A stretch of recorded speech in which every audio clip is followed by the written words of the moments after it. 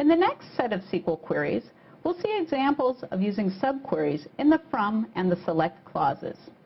In the previous video, we introduced subqueries, but we only used them in the where clause. In the condition of queries, we wrote subqueries that generated sets that we used for comparisons. In the next set of queries, we're going to see that we can also use subqueries, select expressions, in the from clause of queries, as well as in the select clause. If we use a subquery in the from, what we're really doing is running a nested select statement that's going to generate one of the tables that we use in the rest of the query. If we use a subquery in the select, then what we're doing is writing a select expression, a sub-select expression, that produces the value that comes out of the query. So let's see this in action. And as usual, we'll be using our simple college admissions database with the college, student, and apply tables.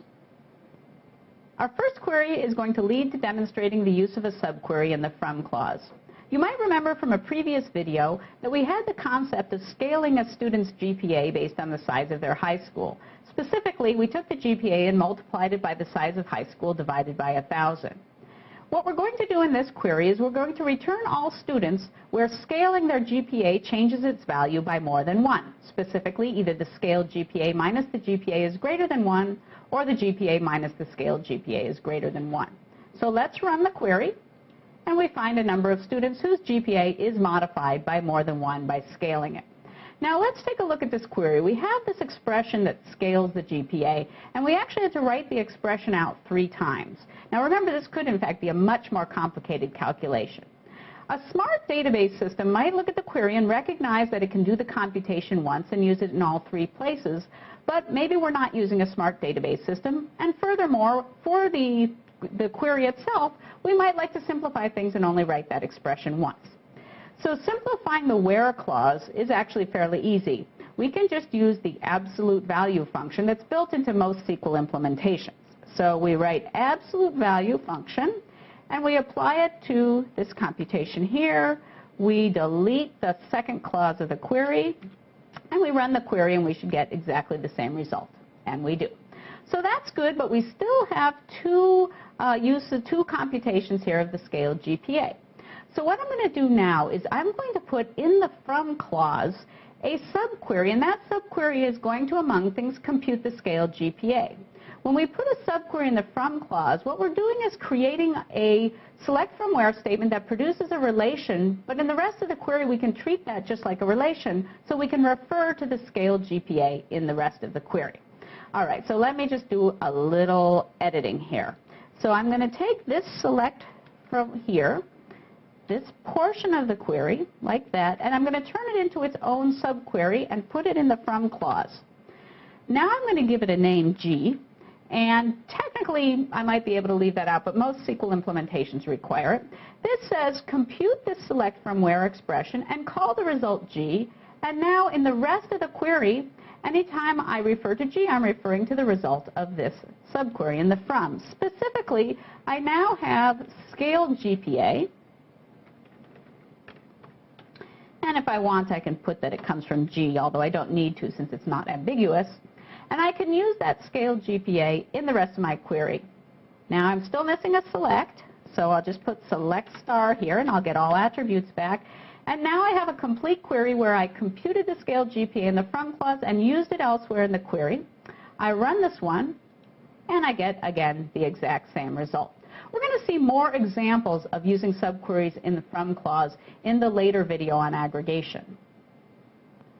Our second major example is going to lead to using a subquery in the select clause. Let's start by explaining what this query does. What we're going to do is we're going to find colleges, and we're going to pair those colleges with the highest GPA among their applicants. So this requires joining all 3 of our relations, college, apply, and student. We have here the join conditions. We always need to remember to include those. And we're going to return those college names, states, and GPAs where the GPA is the highest, and I'm using the greater than or equal to all construct here, among the GPAs of the students who applied to that same college. Okay? You might want to pause the video and just make sure you understand what the query is doing. But again, what it's going to return is colleges with the highest GPA among their applicants. Let's run the query. And we see that most colleges, all of the colleges in fact, have an applicant with a 3.9 GPA. That happens to be the highest in the database, and all of the colleges have an applicant with that GPA.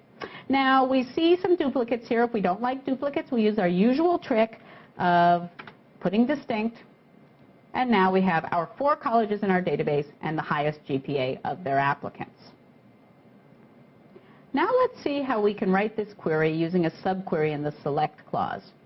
What a subquery in the select clause does is performs a computation, and as long as that computation returns exactly one value, that value is used in the result tuple. So let me just start typing here a little bit. What we're going to do here is we're going to select the college name and state from the college. Let me just pull this down here. From the college. And then we're going to use a modified version of this query to compute the highest GPA for that particular college. So we're going to have college name, state, and here comes the subquery in the from clause. So let's just put parens around there, okay?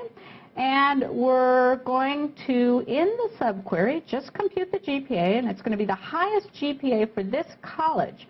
So we don't need to include college in our from list. And now we have college here, and the rest of this is the same query precisely. The last thing we're going to do is label this attribute as GPA, and now we're all set. You may want to pause the video and look carefully to make sure you understand how the query works. But again, it's taking for each college the name, the state, and then finding the highest GPA. So let's go for it. We run the query, and indeed we get the result. Happens to have sorted it differently than last time, but it is exactly the same result. Now let's suppose that instead of wanting to pair every college with the highest GPA of the applicants, we wanted to instead pair the college with the names of the applicants. So we can do something similar. We have the college name and state, and then in the subquery in the from clause, we'll find the names of the students who applied to that college. So everything looks pretty much the same, except we don't need this big subquery, this big portion here. We write it like this. We'll call it the student name. And that looks pretty similar. Again, we've got the college name, state, and then all the students who applied to that college. We run the query, and we get an error. The error was expected, and I'm using it to illustrate a point. When you write a subquery in the select clause, it's critical that that subquery return exactly one value, because the result of that is being used to fill in just one cell of the result. In our earlier example, we were computing the highest GPA for each college, and there's exactly one of those. In this case, we have several students applying to colleges, so we wouldn't know when we get a bunch of values in the result which one to put in the tuple that's being constructed. And in fact, our result here says subquery returns more than one row, and that's the error.